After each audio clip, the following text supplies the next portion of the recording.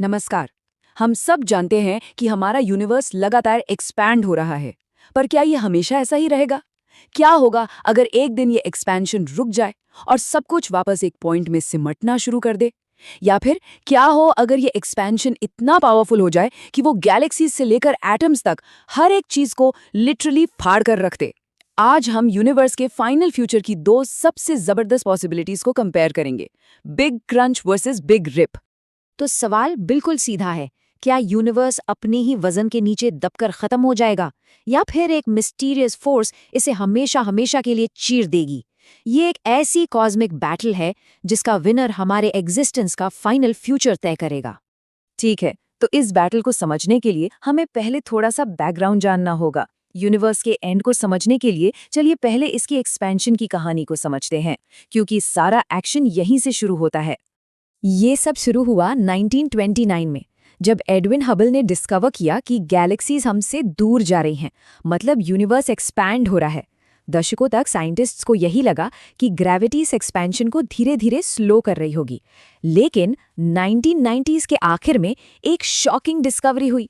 Universe का expansion slow नहीं हो रहा था, बल्कि और तेज हो रहा था। और इस तेजी के पीछे का जो रीजन है ना, वो है एक मिस्टीरियस फोर्स, जिसे साइंटिस्ट कहते हैं डार्क एनर्जी। ये एक ऐसी इनविजिबल पावर है जो ग्रेविटी के खिलाफ काम करके यूनिवर्स को और भी तेजी से दूर धकेल रही है। और यही डार्क एनर्जी यही तय करेगी कि हमारे यूनिवर्स का अंजाम क्या होगा।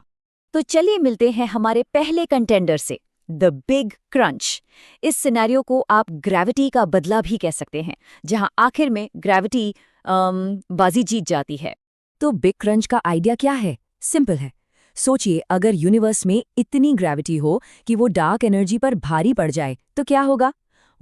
एक्सपेंशन पहले रुकेगा और फिर रिवर्स हो जाएगा। सब कुछ एक दूसरे की तरफ वापस खिंचने लगेगा, बिल्कुल एक रिवर्स बिग बैंग की तरह। जरा इस सीन को इमेजिन कीजिए। पहले एक्सपेंशन स्लो होगा, फिर पूरी तरह से रुक जाएगा। इसके बाद कॉन्ट्रैक्शन यानी सिकुड़ना शुरू होगा। गैलेक्सीज आपस में टकराएंगी, स्टार्स और प्लैनेट्स डिस्ट्रॉय हो जाएंगे और आखिर में पूरा का पूरा यूनिवर्स एक ही सुपर डेंस पॉइंट में समा जाएगा, जिसे हम सिंगुलैरिटी कहते हैं। लेकिन इस डिस्ट्रक्शन में भी एक इंटरेस्टिंग पॉसिबिलिटी छुपी है। कुछ साइंटिस्ट्स का मानना है कि ये सिंगुलैरिटी एंड नहीं, बल्कि एक नई बिगिनिंग हो सकती है। हो सकता है इससे एक नया बिग बैंग हो, जिससे एक नए यूनिवर्स का जन्म हो। और ये आइडिया जन्म देता है एक साइक्लिक यूनिवर्स के कॉन्सेप्ट को, मतलब क्रिएशन और डिस्ट्रक्शन का एक एंडलेस साइकिल। अब आते हैं दूसरे और सच कहूं तो कहीं ज्यादा खतरनाक सिनेरियो पर, द बिग रिप।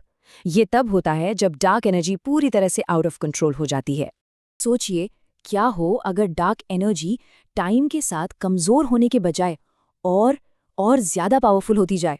अगर इसकी फैलाने वाली फोर्स लगातार बढ़ती रहे तो ये यूनिवर्स के फैब्रिक को ही फाड़ सकती है। इस केस में डिस्ट्रक्शन एक एक करके होगा, स्टेप बाय स्टेप। पहले डार्क एनर्जी गैलेक्सीज को एक दूसरे से अलग कर देगी, फिर वो ग्रेविटी को हराकर सोलर सिस्टम्स को तोड़ देगी। प्लैनेट्स अपने स्टार्स से अलग हो जाएंगे, पृथ्वी टुकड़ों में बिखर जाएगी और आखिर में ये फोर्स इतनी पावरफुल हो जाएगी कि वो एटम्स को भी फाड़ देगी और स्पेस टाइम खुद फट जाएगा। तो बिग क्रंच या बिग रिप, साइंस क्या कहता है? एविडेंस किसकी तरफ इशारा कर रहा है? चलिए देखते हैं कि जज का स्कोर कार्ड क्या कहता है। देखिए, पूरी लड़ाई बस दो चीजों पर टिकी है। बिग क्रंच तभी पॉसिबल है जब ग्रेविटी इतनी स्ट्रांग हो कि वो एक्सपेंशन को डोमिनेट कर ले, और बिग रिप वो तभी पॉसिबल है जब डार्क एनर्जी एक खास तरह की फैंटम एनर्जी हो, जो टाइम के साथ और भी मजबूत होती जाती है।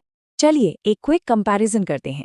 बिग क्रंच में ग्रेविटी जीतती है, यूनिवर्स सिकुड़ता है और शायद एक नई शुरुआत होती है, मतलब एक साइक्लिक थ्योरी पॉसिबल है।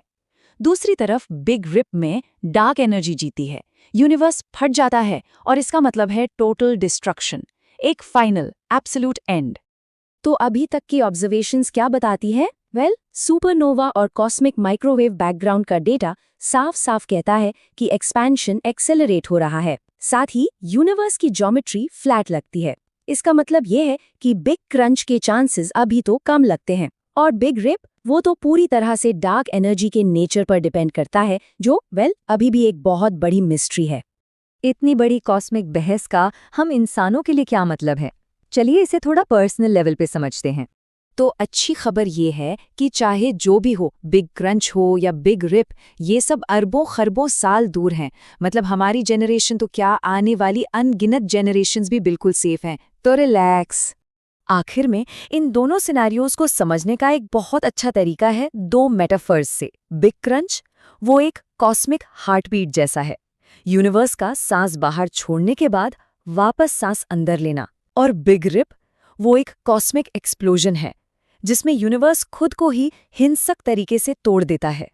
तो हम आपको इसी सवाल के साथ छोड़कर जा रहे हैं। जरा सोचिए, अगर कल अचानक से डार्क एनर्जी का नेचर बदल जाए तो क्या यूनिवर्स का फ्यूचर भी एक झटके में बदल सकता है? ये एक ऐसा सवाल है जो हमें याद दिलाता है कि इस विशाल यूनिवर्स के बारे में हमारा ज्ञान अभी भी कितना कम है।